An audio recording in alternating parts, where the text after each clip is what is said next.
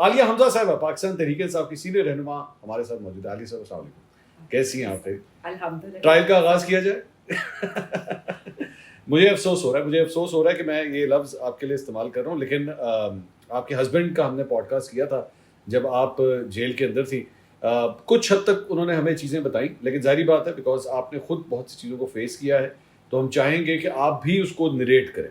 और मैं बिल्कुल स्टार्ट करना चाह रहा हूँ 9 मई से, बल्कि मेरा ख्याल में अगर मैं 8 मई से शुरू करूँ 9 मई के बजाय तो ज़्यादा बेहतर होगा, क्योंकि एक इल्ज़ाम जो आप लोगों के ऊपर लग रहा है वो ये है कि आप लोगों ने 9 मई की प्लानिंग 7 या 8 मई को पहले से कर ली थी। आप बताइए आपने वो प्लानिंग किस तरह की?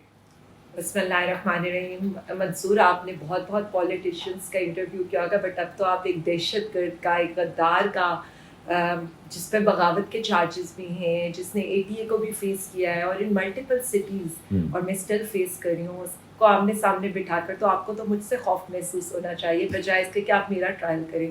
क्योंकि इतनी बड़ी दहशतगर्द, कहीं मैंने थाने जला दिए, कहीं मैंने असला उठाकर भाग गई, पता नहीं मैंने क्या क्या किया, मुझे तो खुद समझ नहीं आती। और मैं हैरान होती हूँ कि आई वाज सुपर वुमेन में क्या थी, मतलब। और ये बातें काफ़ी, मतलब हम आगे जाकर डिस्कस भी करेंगे, क्योंकि हमारे जब पेशियाँ होती थी तो ये सारी बातें हम खुद से जज से पूछते भी थे और बात भी करते थे, और हम रीजंस पूछते थे, और हम अपने केसेस को खुद भी आर्ग्यू करते थे। अच्छा। और इंटरेस्टिंग चीज़ ये होती थी कि आर्ग्यूमेंट इतने स्ट्रॉन्ग भी होते थे, बट उसके बाद भी फिजिकल रिमार्क्स होते थे।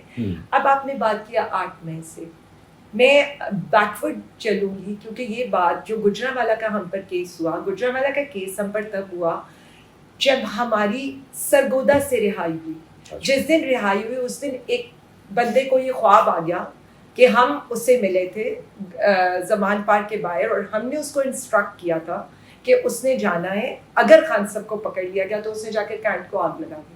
अच्छा, ये case allegation, this was the allegation, exactly allegation. ठीक है। सारी दुनिया ने देखा 10 मई को जो मेरे घर पर हुआ, मेरा मोबाइल, मेरी बेटियों के मोबाइल, लैपटॉप्स 10 मई से कस्टडी में थे। ठीक। कई बार हमारे फोरेंसिक हुए, कई बार हमारे पॉलीग्राफिक हुए, वॉइस मैचिंग हुई, क्योंकि मल्टीपल केसेस थे। हर केस में दहशतगर्दों के तो पॉलीग्राफिक्स होने चाहिए, हम तो बहुत झूठ बोल रहे हैं। आप लोगों की मीटिंग हुई थी कोई या नहीं हुई? मैं यही बताने लगी हूँ ना, क्योंकि फयाजुल हसन चौहान साहब ने कहा है कि जूम मीटिंग्स करते थे। जी मंसूर, मैं यही बताने लगी हूँ।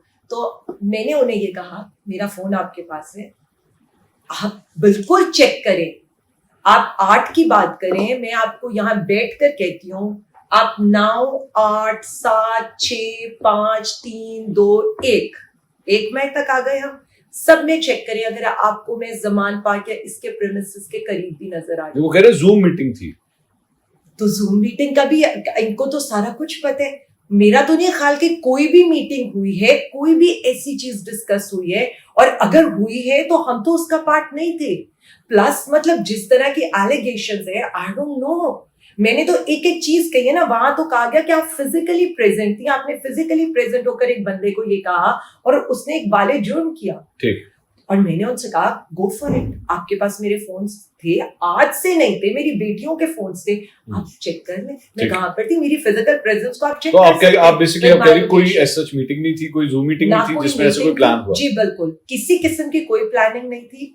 प्लानिंग क्या, मैं आपको सिर्फ इतना बता दूं, जो लोग अगर निकले हैं ना उस दिन, इसका जो मुकदमा अगर होना चाहिए ना, तो उस वक्त के वजीर आला, उस वक्त के वजीर आजम पर होना चाहिए।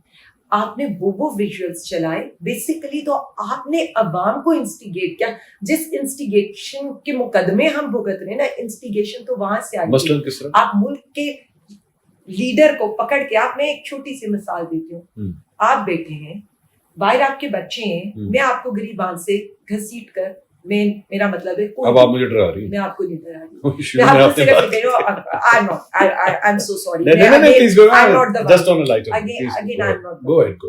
अगर आपके बच्चों के सामने आपके साथ इस तरह का सलूक किया जाए तो क्या आपके बच्चे कोई रिएक्ट भी नहीं करेंगे?